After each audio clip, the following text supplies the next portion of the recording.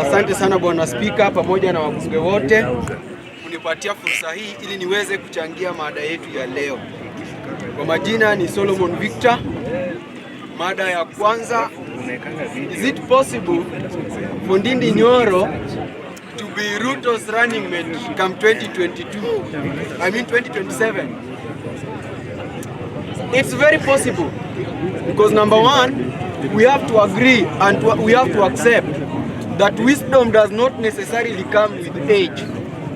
We've seen Rigiji beating his chest that he is very old. But if he is old and his pot of wisdom is not boiling, who will drink from that very pot? If Ndindi Nyoro is young and his pot of wisdom is boiling, then Ruto will be willing and able to drink from it.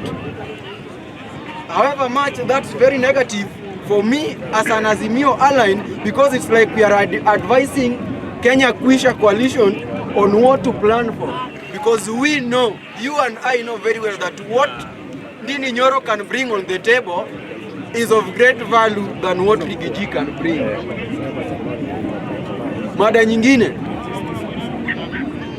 Mudavadi kuongezewa mamlaka inamkuza kisiasa ama ni mapambio? Mimi kwangu wa Solomon and a man whose pot of wisdom is boiling, I see hayo ni mapambo tu. Anapambwa tu to deceive the people from the other side, from western side, to deceive wakina Nuru Okanga that their son is being built politically. We've seen many people given very powerful positions just to help them bring, just to allow them bring the little they have on the table. Because we know very well, Mudavadi, he has all the qualifications, but there is one he lacks. And you people knows what he lacks. And the very thing he lacks, none of the above politicians can pick him to be either their running mate or even he himself. The other time he vied for the very position, you people know the number of votes he got. And from that very time, he has never tried. He has been backing people up. And even these very politicians who are using him, wanajua ya kuwa hawezi na yeye kazi yake ni kulisha viongozi wengine. The other time during the holiday celebrations, you saw him. He was acting as the kitchen boy. That duty was given to him prior to anything. Even Rigiji, whose role was to help the president welcome the visitors, was not given that very opportunity.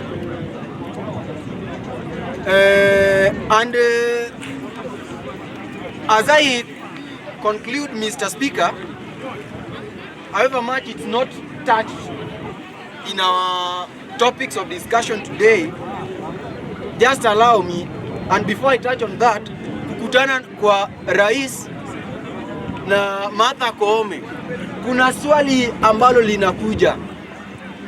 Muda ule wakati watu wa kawaida, wananchi walikuwa wanataka kuwe na maongeo kati ya Rais na the opposition coalition.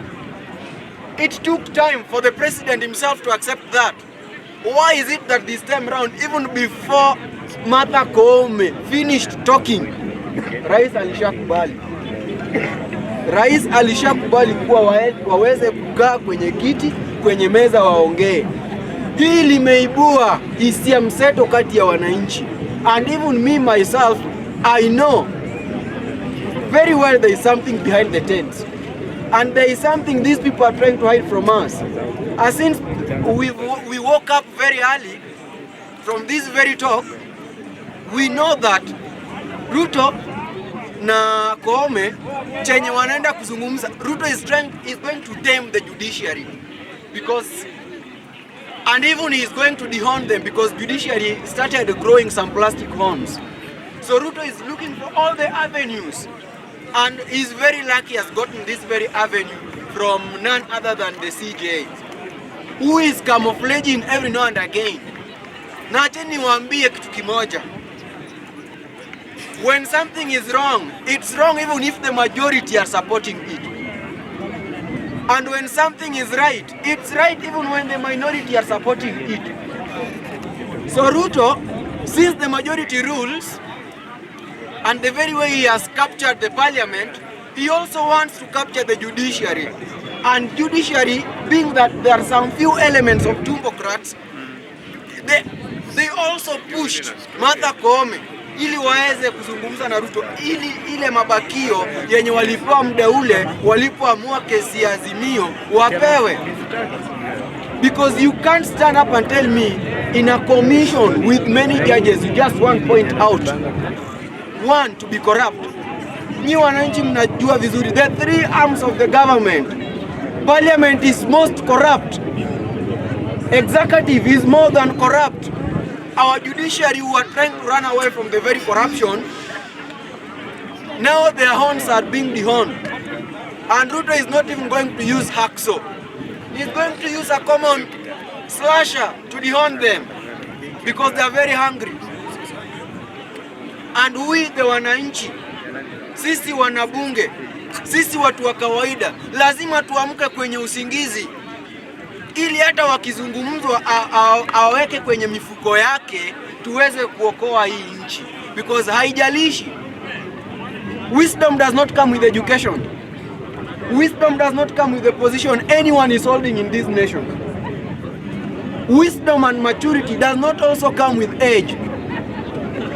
And that's the very reason as to why Babu Owino once said, as I quote, "A child with big penis is not an adult, and an adult with small penis is not a child." So however much Ruto is running behind the tents together with the CJ, we are not children with big penises. We are adults with big minds, and our minds will tell us the right thing. And as you know, the sovereign power belongs to the people, not the judiciary, because even the judiciary can be wrong. That's the very reason as to why Ruto is feeling that the judiciary are wrong. If he feels so, and he wants all the rulings to be on his side so that he feels safe that the judiciary are right, it's our role, the wananchi, without even calling for Baba to call for Mandamano. These are our very own role, and as the youths of this nation, we must be the people to bring revolution in this our nation. Sisi ndo lazima tuokoe nchi yetu. Because if the parliament is already in his pocket, judiciary is pocketing. He pocketed it the very last time because he has confirmed to us if any ruling is made on his side, judiciary are doing the right thing. But if any ruling is made against him, judiciary is wrong. Does it mean we have a righteous president who cannot make mistakes? Or is it? Or that's what he's trying to prove to us. And this brings an alarm to us. Our Attorney General is sleeping in class. Our Attorney General is sleeping somewhere because he's the only legal advisor to the government and more specifically to the president. So I'm calling upon the Attorney General. You can be rightfully wrong, and your silence also is making noise. So if you are rightfully wrong, or if you are wrongfully right, continue being silent. And if you are rightful, if you know what you are doing is wrong, then you should wake up, advise the president, because you know very well that these wananchi wa Kenya, kuna wenye hawamtambui huyo rais. And that's the very reason he's forcing us to some of his personal interests. The other day he sponsored some few fellows because the very reason as to why he's fighting the judiciary is this housing levy. Nataka niwaambie wa Kenya, jiulize, ile maandamano ya wenye walikuwa na tetea mijengo iendelee. Mliona hata kijana mmoja akiandamana ama akipewa muda ongee na media? Silikuwa ni wale wamepewa kandarasi, bona si vijana and the very youth. Let's wake up. Do we need permanent jobs or just seasonal jobs? Sababu hata hii mijengo aseme itakuwa milele, ama sisi vijana wa Kenya tunataka tu mijengo. President Mr. Ruto, we the youths of this nation hatutaki mjengo, because hii mijengo itaisha baada ya mwaka moja ama miaka miwili. I'm concluding, Mr. Speaker. Oh, thank you very much. As I conclude, Mr. Speaker, and just allow me finish on this. Hatutaki kazi ya masiku. We need permanent and pensionable jobs. Hii mjengo tutainua mawe, hatutakuwa hata na migongo ya kuzalisha. Viuno vyetu vitakuwa vimechoka, sababu hii mawe inaua vizazi vijavyo. And the president should wake up, even exporting of labor, where the global labor said that there is a drop in job opportunities. Where is this Sugoi man going to take us? The biggest lie.